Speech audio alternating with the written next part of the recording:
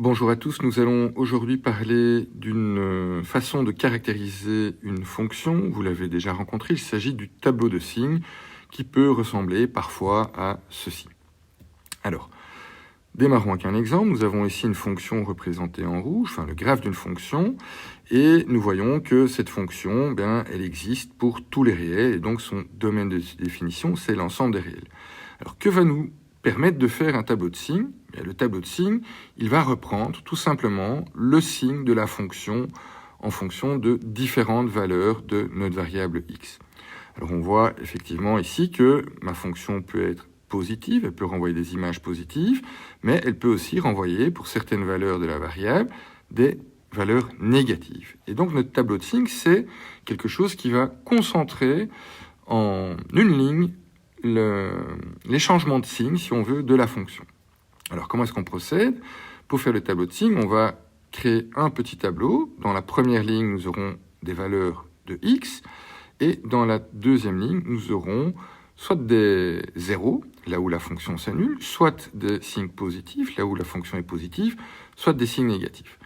Alors, qu'est-ce qu'on va faire? On va analyser la fonction et on va repérer les endroits où elle change de signe, c'est-à-dire au niveau des racines. Nous avons ici 4 racines, en -5, en -1, en 2 et en 5. Et nous allons compléter notre première ligne en commençant par moins l'infini et en allant jusqu'à plus l'infini et en mettant toutes les racines de la fonction. Alors, qu'est-ce qu'on sait? C'est que, évidemment, cette fonction, les images au niveau des racines, valent 0.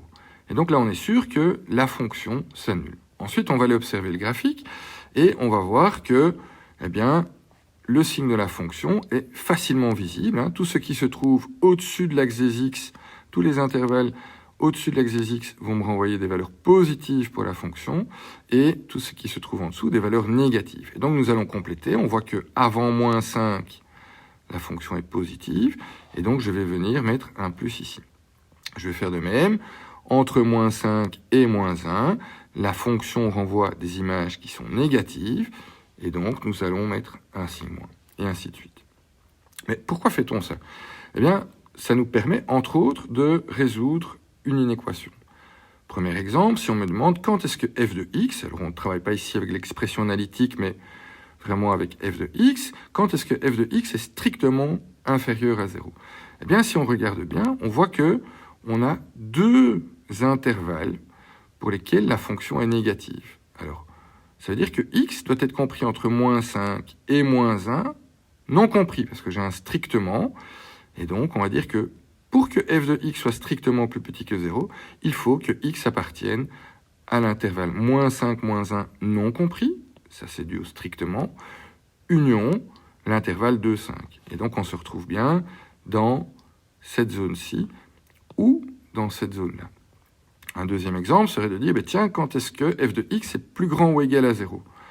Et donc là, je vois que plus grand ou égal à 0, j'ai plusieurs intervalles. Je vois que ma fonction est positive avant -5, elle vaut 0 en -5, et donc je réponds quelque part à ma contrainte plus grand ou égal à 0, et donc je peux dire que x appartient à l'intervalle moins l'infini moins 5, compris union -1 à 2 compris, etc., etc. Et donc, je peux résoudre, quelque part, des inéquations. Ça nous permet de savoir, de pouvoir déterminer, finalement, le signe de la fonction très rapidement.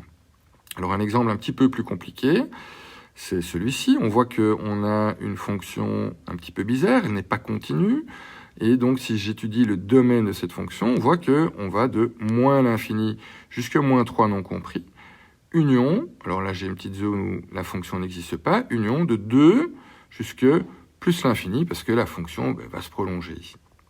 Et donc, je vois on voit donc qu'on a des valeurs charnières qui sont -3, moins l'infini, -2, plus l'infini, et je sais que ma fonction change de signe aussi en -1.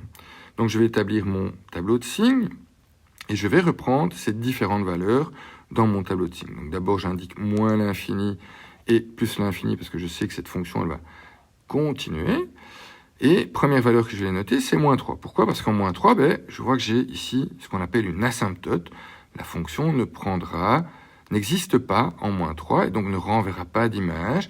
Et c'est ce qu'on a noté ici en disant, attention, moins 3 n'appartient pas au domaine de f. Donc je vais noter moins 3 et la valeur suivante, ça va être moins 2. Pourquoi? Parce que je vois qu'entre moins 3 et moins 2, la fonction n'existe pas, mais qu'en moins 2, j'ai une première image. Donc je vais écrire moins 2.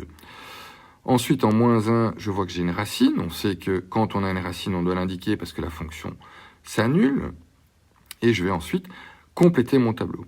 Alors, en moins 3, c'est une valeur ponctuelle où la fonction n'existe pas.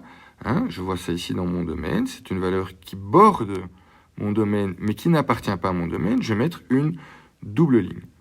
Ensuite, entre moins 3 et moins 2, on voit que la fonction n'existe pas, ici. Et donc, on va tout simplement hachurer cette zone pour dire, tiens, voilà, il n'y a pas de raison d'étudier le signe de la fonction entre moins 3 et moins 2, vu qu'elle n'existe pas entre moins 3 et moins 2.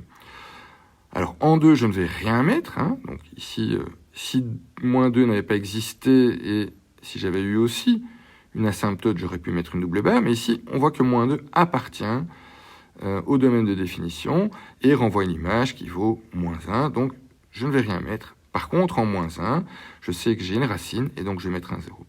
Ensuite, je n'ai plus qu'à étudier et observer sur mon graphique quel est le signe de la fonction. Donc, je vois que ici, avant moins 3, la fonction est positive. Je vais mettre un plus dans mon tableau de signes.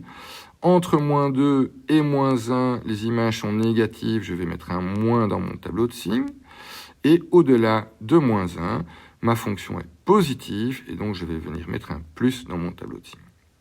Voilà, j'espère que vous avez compris. Si vous avez des questions, n'hésitez pas à m'envoyer un petit mail ou à mettre un petit commentaire. Voilà, je vous souhaite une bonne journée.